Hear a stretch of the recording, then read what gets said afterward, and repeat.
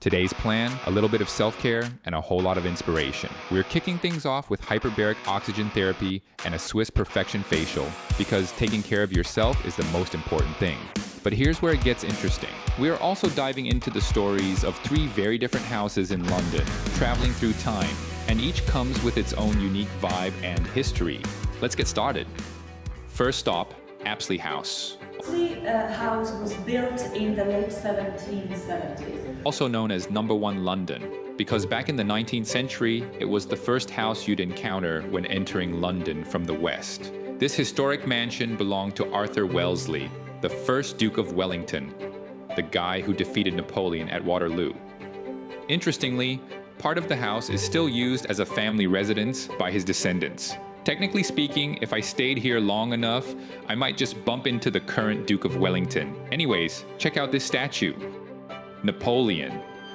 Yes, the Duke's greatest rival. Isn't it wild to have a giant statue of your enemy in your house? But here's the thing, the Duke wanted to show all his guests that the mighty French Emperor had been defeated by him. Now, Napoleon stands here, naked, serving as a security guard for the Duke's home. Gotta admit, well played, Duke of Wellington. Moving on to the red-striped room, check this out, Napoleon's uniform. Judging by its size, he really was a small guy. And here's where the famous Waterloo banquet took place. Oh, and this painting by Dutch artist Nicolaas Maes is hilarious. On the left, a woman is spying on a couple having a romantic moment on the right.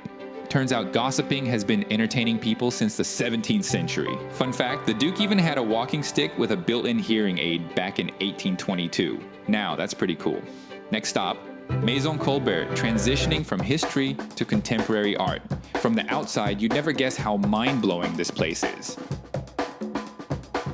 It belongs to artists Philippe Colbert and Charlotte Colbert. And honestly, it's a dream home. Don't be fooled by the exterior. Step inside, and it's like you're in a completely different world. Plus, it comes with a massive creative studio. Imagine working on incredible projects with the love of your life in such an amazing space, right in the heart of London. Last stop, Shoreditch House. Finally, we wrapped up the day with amazing food at Shoreditch House.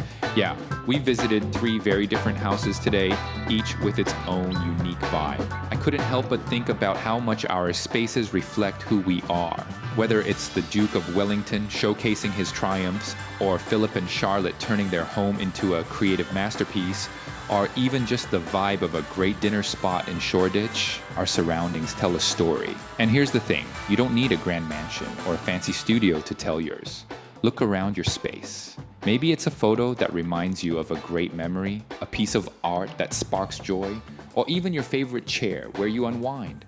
Surround yourself with things that reflect who you are and where you want to go. Because your home is your story.